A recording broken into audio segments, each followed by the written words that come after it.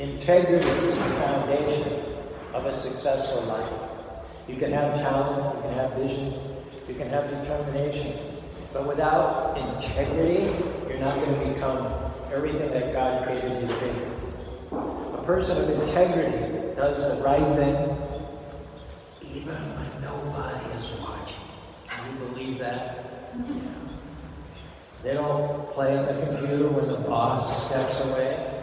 They don't shortchange people on a business deal. They don't cut corners on your auto repair just because nobody will ever know. They give it their best, whether anybody is there to witness or take note or not. There's a famous story about a baseball slugger, Ted Williams. He was 40 years old. Obviously his career was coming to an end with the Boston Red Sox, suffering from a pinched nerve in his neck. The thing was so bad that he later explained that he could hardly turn his head to look at the pitcher. For the first time in his career, he batted under 300, just averaging 254 for the season with 10 home runs. Still, he was the highest paid player in all of sports that year, making $125,000. And the next year, the Red Sox sent him a contract for the same $125,000. When he got it, he sent it back. He said he wouldn't sign the contract until they reduced his salary. He said, I never had any problem with them about money. Now they were offering me a contract I did not deserve, and I only wanted what I deserved. In those days, the biggest cuts that you were legally allowed to make in a baseball player's salary was 25%. So he cut his own salary by $31,350. Can you imagine athletes today being that honest or that humble? This is an instance where Ted Williams showed himself to be a man of integrity. Now, don't we appreciate integrity? We appreciate integrity in our co-workers. We appreciate integrity in our wife. We appreciate integrity amongst our children. We appreciate integrity in our teachers. We appreciate integrity amongst our employees. We appreciate integrity with our employer. Many of us don't think it's important that we have integrity, but we appreciate it in other people and sometimes even insist on it. So who are people with integrity? People you can trust. People who have a certain wholeness about them. When someone has integrity, there's nothing false in it. Everything's authentic. Same inside as outside. Hare Krishna, Hare Krishna, Krishna Krishna, Hare Hare. The famous architect Frank Lloyd Wright once said, what is needed most in architecture today is the very thing that's most needed in life, integrity. Now, we want integrity in our buildings and our bridges, so the roof won't fall down, so the bridge won't collapse. We don't want some hidden part of the roof made out of shoddy and inferior parts. We don't want the bridge to be made of third-class concrete and old rusty beams and pilings. We don't want the elevator to be made of faulty materials and instead of taking us to the top, sends us plunging down into the basement. We want to trust our buildings. We want to trust our elevators. We want to trust our bridges. We want integrity in the things that we own, in the things that we use, and in the people with whom we live and work. But here's what many of us miss. We have to look for it also in our own hearts. It's important that integrity start from the inside out. That what we seem to be on the outside is an accurate reflection of who we are on the inside. When you have integrity, you don't take supplies from the office to bring home to use. You don't show up late to work having had somebody check you in earlier. You don't spend half the day making personal calls at the office. Well, they don't pay me enough anyway. Well, maybe not, but that's not integrity. If you'll do the right thing, here's our promise. God will make it up to you. God is keeping the records. Many of the things that we face are just tests. God is checking. Can I give him more responsibility? Can I promote him? Are they ready for me to ratchet them up higher? Maybe the bank teller gave you too much money in return. Are you going to have integrity? Go back and make things right? Or are you going to say, Krishna, thank you, Lord, you did it again? No, that wasn't the answer to your prayer. Do you call in sick to work, coughing, sniffling on the phone so that you can actually take the day off and go shopping? You could have won an Academy Award with that performance over the phone, but that's not integrity. Bottom line, we can't deceive people and have Krishna or God's favor. When someone knocks on your door at home and you don't feel like visiting with them, do you tell your child to go answer and tell that person that you're not at home? That works. That may send the person away. You go back to watching football on Sunday afternoon, but it's not integrity. And then don't complain when your child, having seen you, he or she don't then tell the truth. They're following your example. You can tell the children what's the right thing to do. Stay on the high road, always be honest. But if they see you stretching the truth, if they see you complaining, talking gossip about a person who's not present, they're going to do the same thing.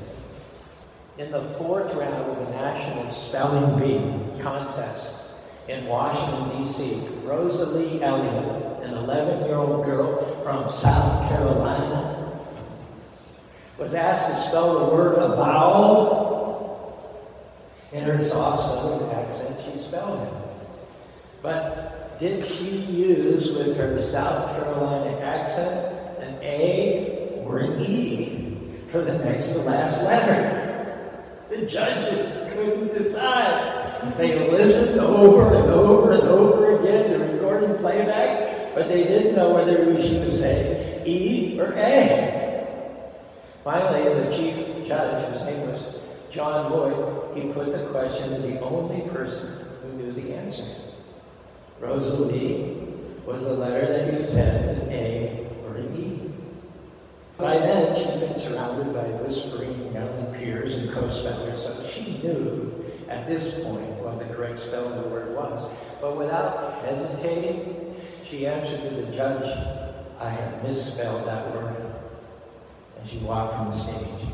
The whole audience stood up and gave thunderous applause, including 600 newspaper reporters, one of whom was heard to remark that, boy, Judge Lloyd put quite a burden on that 11-year-old, didn't he?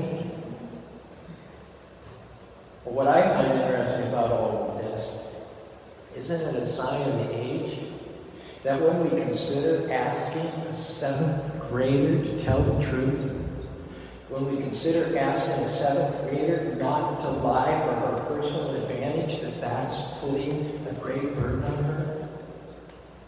What does that say about our society?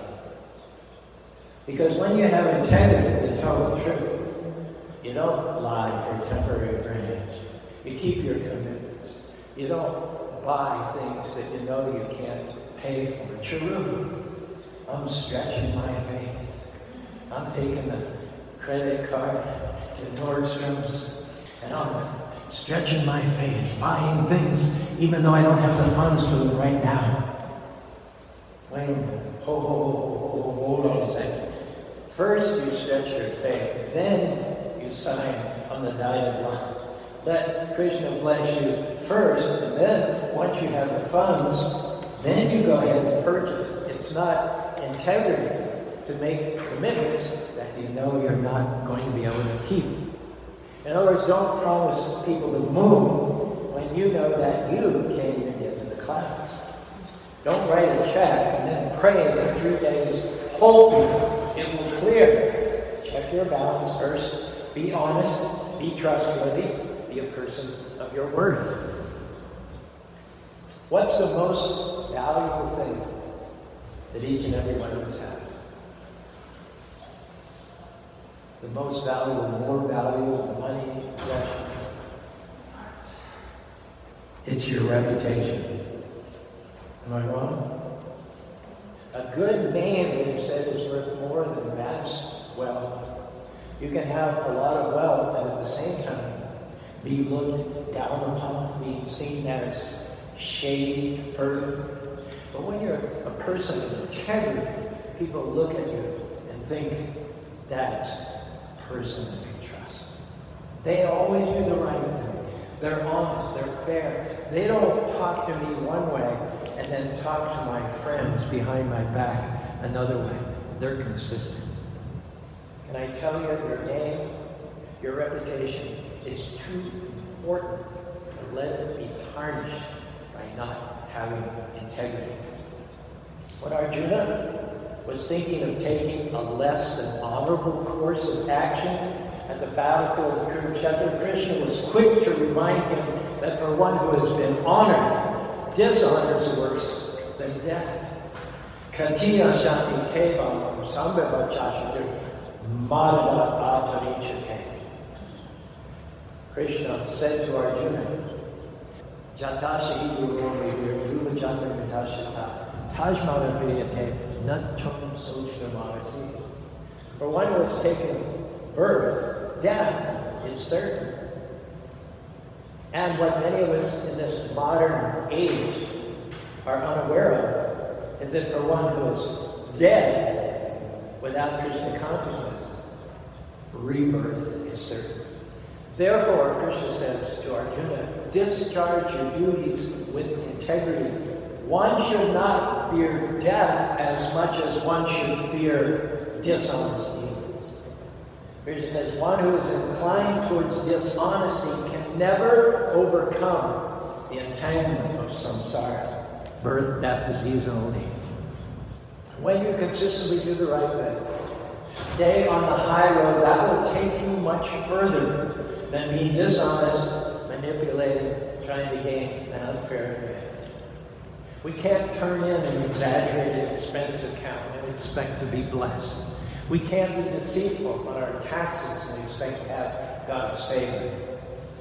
I heard a joke about an accounting firm that had a little red box on its wall saying, in case of emergency, break glass, and inside were 2 tickets to Brazil. A few years ago, Adrian Thomas held a bonfire out behind his drugstore in Myersville, Pennsylvania. His family had owned and operated this drugstore for 3 generations. During the winter of 1992, he came to a decision.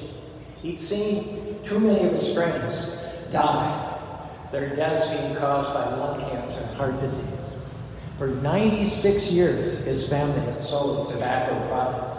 On that day, Thomas, his family members, and his employees boxed up all the cigars, the snuff, the pipe, all the tobacco products, piled them in the middle of the parking lot, and then, with a flair for the dramatic, this is probably why it hit the news worldwide. Thomas struck a match and used his state tobacco license to start the fire.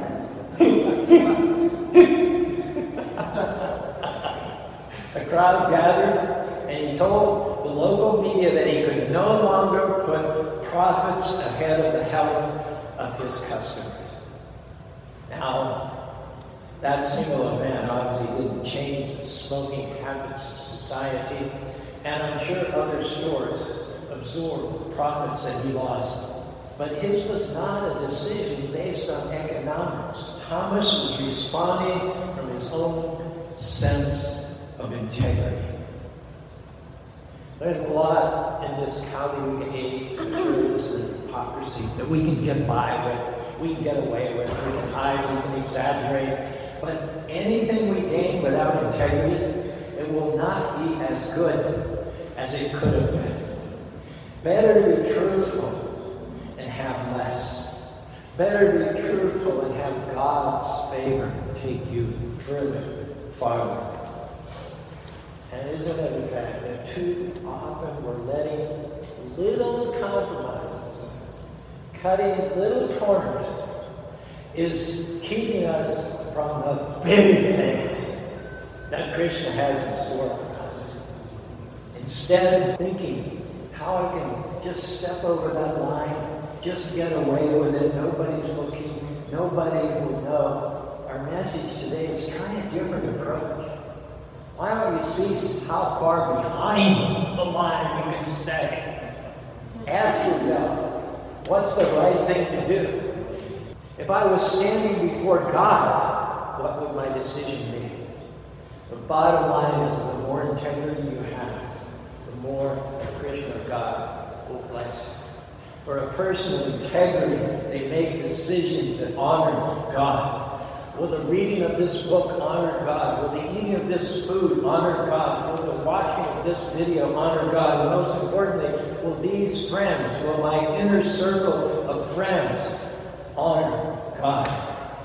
For one who has integrity, you're the same in private as you are in public. You don't treat people in public all nice and kind and considerate, and then come home, be rude and harsh to your spouse, to your children, to your family. The word for that is not integrity. The word for that is hypocrisy. Because you should treat your family better than anyone else. You should not be more kind to strangers than you are to your own wife. More considerate to co-workers than the people that live in your house. Will Rogers, the famous American comedian, he joked, live in such a way that you would not be ashamed to sell your parrot to the town gossip. We have 4 parrots in Spanish for something to think about.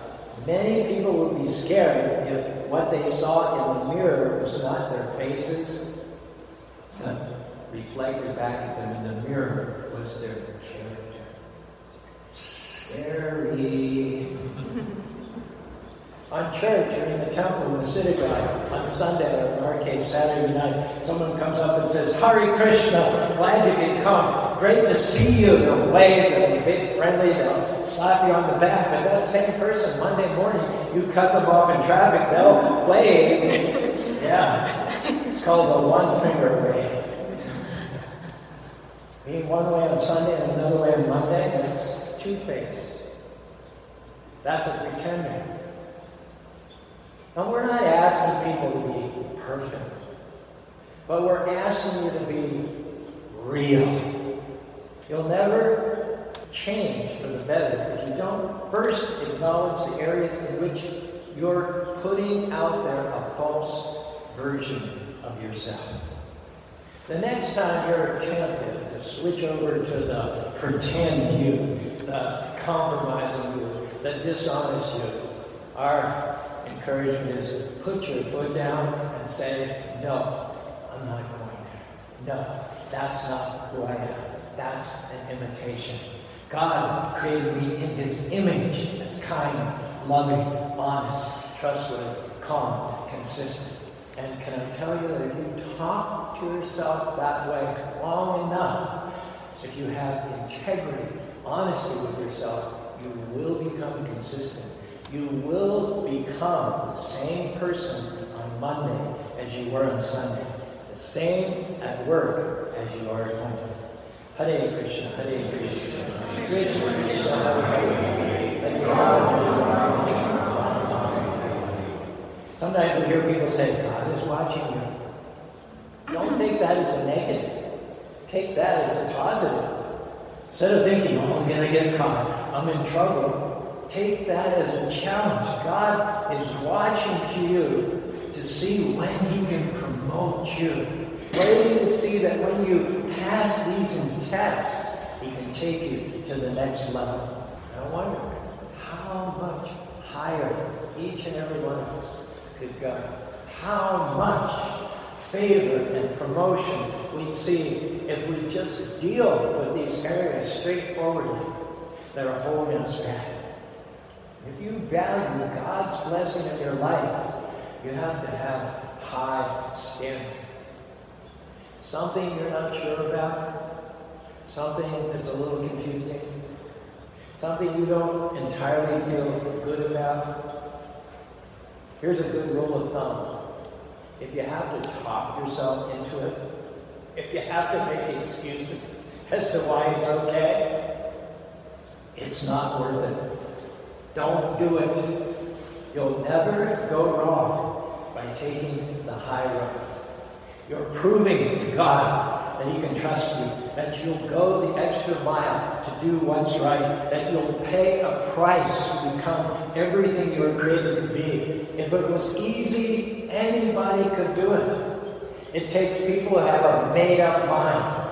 I'm going to honor Christian, not going to compromise, take shortcuts, do things that are unethical. I'm not going to push people down to get an advantage for myself. I'm not going to be sloppy in my business dealings. I am going to be a person, trustworthy, honorable, full of integrity. These are the kind of people that Krishna rewards. Hare Krishna, Hare Krishna, Krishna Krishna, Hare Hare, Hare Rama, Hare Rama. There was a businessman in Bombay who had sold the naive American devotees a piece of land in an area of Bombay called Juhu, a very well-known suburb in which many movie stars live, beautiful beach area there. His name was Mr. Nair. He took a hefty down payment, and then he refused the devotees occupancy of the land. Alarm bells started going off. They asked around about Mr. Nair. Turns out he had this scam going where several times previously he'd taken down payments from prospective buyers and then cheated purchasers, prevented them from taking possession of the land. Prabhupada trumped Mr. Nair by telling the devotees, put up with 2x4s and a tin roof, a makeshift temple, and begin the worship of Radha and Krishna on that property. And when Prabhupada did this, Mr. Nair came by, and he was fit to be tied. He was enraged. He shouted at Prabhupada, if you don't take down this temple and remove these deities, I will break the temple and remove the deities myself. And he stormed out of the room. That very week, not 7 days had gone by before Mr. Nair was hospitalized with a heart attack. 2 weeks later, he died. When the devotees came to Prabhupada with news of Mr. Nair's death, for a long time, Prabhupada didn't say anything. He was silent. And then he quoted a verse from Prahlad Maharaj. Sapodedar sapi apivishta sarvahatja. Even a saint is pleased when a snake or scorpion is killed. And Prabhupada further mentioned that the half-man, half-lion incarnation of the Lord, who lives within the heart, had given Mr. Nair a heart attack for trying to be dishonest with the devotees. On the other hand, when you honor God, there's a blessing on your life that protects you, that guards you. When you walk in integrity, Krishna puts a shield around you. He's keeping the fiery darts from you. He's pushing back darkness. He's not letting temptation overtake you. He's closing doors that would be harmful. Now, if you want to keep that shield up, keep your integrity up. Be trustworthy. Be honorable. Be a person of your word. Somebody who can be counted on. Hare Krishna, Hare Krishna, Krishna Krishna, Hare Hare, Hare Rama, Hare Hare. Today, for the most part, it's sad to say that Americans have stopped acting in a general sense in terms of their own moral, ethic, and religious beliefs and principles. They have generally stopped acting on what they know is right And me, the iPhone, the iPad, the iCar, the iMarriage has become the guiding principle. However, only moral societies are societies that work. If anyone thinks there's not a direct and invaluable relationship between individual personal integrity in a society and that society's collective prosperity, that person has not studied history. Great moral societies built upon faith in God, honor and trust in the law blossom because they are harmonious, because people respect their fellow men as parts and parcels of the Supreme, because people have a common belief in something beyond themselves. And this simplifies life immeasurably. You do not waste your time, spend your days fighting for turf, for privilege, for votes, for money, power over your fellow man. Alexis de Tocqueville said it best when he realized even at the founding of America, even in the beginning of our national life, he said, America is great because America is good. If America ceases to be good, she will cease to be great. And isn't that prophetic? Sometimes when we compromise, we do things that are questionable. We think we're gaining an advantage with people. We think we're getting the upper hand. But when you walk in integrity, you're gaining an advantage, not with people, not with society. You're gaining an advantage with God. And can I tell you, His favor on your life will take you further than any advantage with people. You may have made mistakes in the past. You may not have had integrity in certain areas. Who hasn't? That's okay. We all have. But our challenge today is a new day, a chance to make things right. Don't go the next 30 years allowing the same things to hold you back. The last story. There was a very wealthy man who had a friend who knew him from high school who was in the construction business. This builder had been down on his luck recently and hadn't had much business. So the rich man decided to help out his high school friend. And he gave him a set of plans with a check for $200,000. And he said to his friend, I want you to build me a new house. You handle all the details. Just call me when we're done. And he assured him that he would pay him very well on the completion of the house. He did a good job. This builder was so excited. Finally, after a long, dry spell, he had some work. Then he got to thinking, maybe I can just cut a corner here, a corner there, save a little here, save a little there. He could pocket some of this money. Nobody would see. Nobody would know about it. So he went out and he bought the cheapest concrete he could find. He had the workers water even that down so he could go further. He saved several thousands of dollars on the foundation. He went out and he bought the cheapest lumber. Some of it was old, crooked, cracked, warped. He didn't care. Nobody's going to see it. It's going to be behind the walls. He got the cheapest plumber, cheapest electricity, on and on, left and right, cutting corners, pocketing the money. When he was finished, he paid himself on the side about $40,000. He was so happy he called the owner over to look at the new house. The owner was very impressed. After all, it did look beautiful on the outside. You couldn't tell from looking at it all the corners that he'd cut. The builder couldn't wait to see how much he was going to get paid. He knew the owner was a very generous man.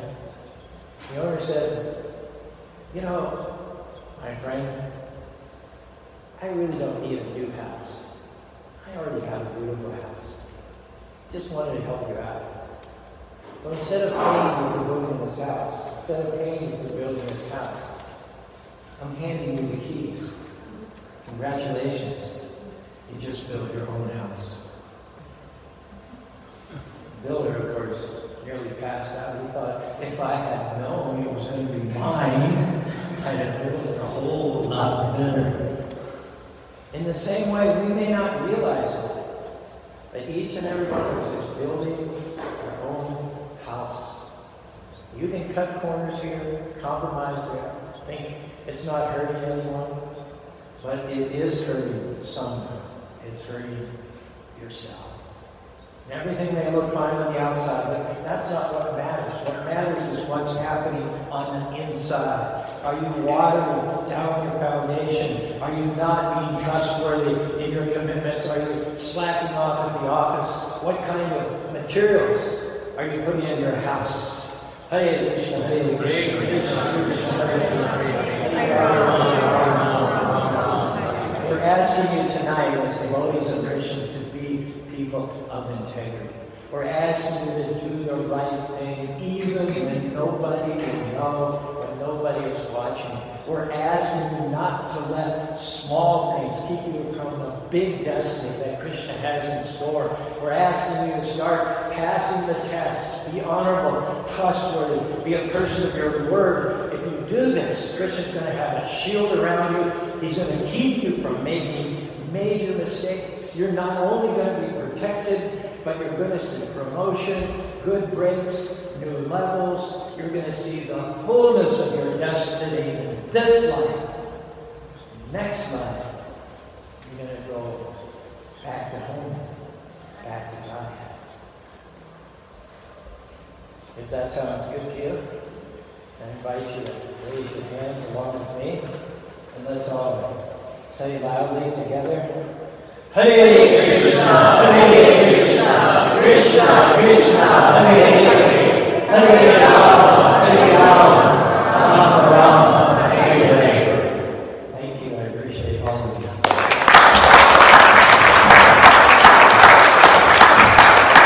you.